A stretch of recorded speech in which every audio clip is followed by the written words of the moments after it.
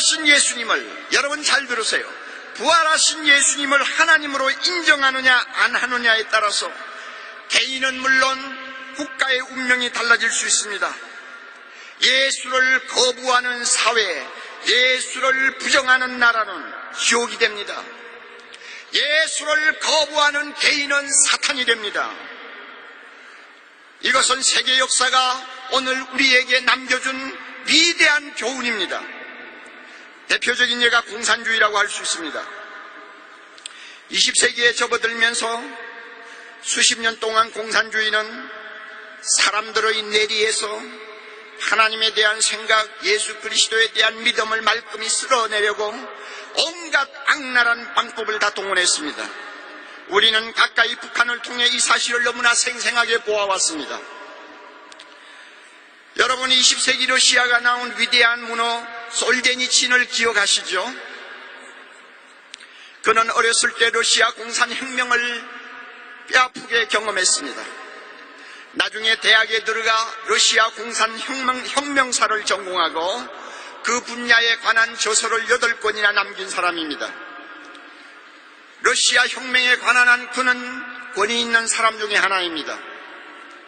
그가 지금부터 21년 전 미국의 권위 있는 템플턴상을 수상하는 자리에서 충격적인 말을 했습니다.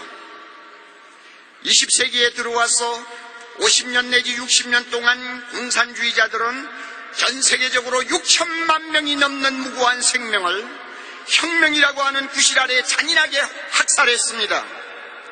솔제니친은 이런 가공할 만한 공산혁명이 왜 하필이면 러시아에서 일어났는지를 오랫동안 연구를 했습니다. 그런데 그가 얻은 결론은 놀랍게도 자기가 어릴 적에 어른들에게서 엿들은 이야기와 똑같았다는 것입니다. 당시 어른들은 어두운 방에 숨어 앉아서 깊은 한숨을 내쉬며 이런 말을 주고받았다고 합니다. 왜 러시아에서 이런 끔찍한 혁명이 일어난 것일까? 사람들이 하나님을 잊었기 때문이야. 사람들이 하나님을 잊어버렸기 때문이야. 사람들이 하나님을 거부했기 때문이야. 이것이 러시아 혁명이 일어난 원인이라고 그는 말했습니다. 하나님을 잊어버린 세상이 되면 이미 세계적으로 폐기 처분된 공산주의와 같은 사상이 언제든지 우리나라에도 고개를 들 수 있다는 것을 여러분이 아셔야 됩니다.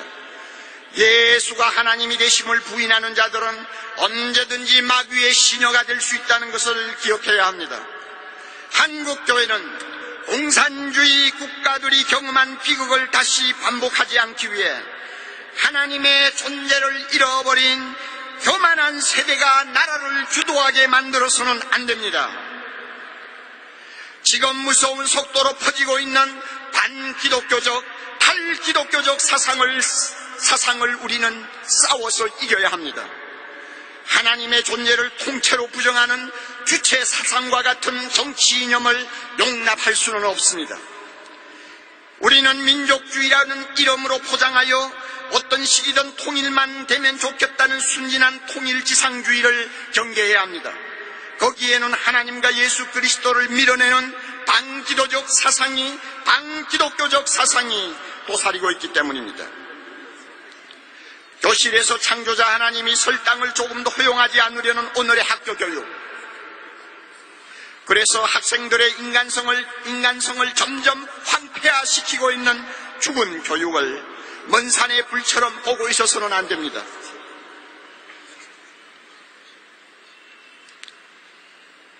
우리는 하나님을 멸시하는 교만한 사람들이 이 나라의 문화를 주도하게 내버려두면 안 될 것입니다. 우리는 이제부터 진리로 무장하고 힘을 합하여 무신론적 가치관을 신봉하는 자들로부터 이 나라를 지켜야 할 것입니다.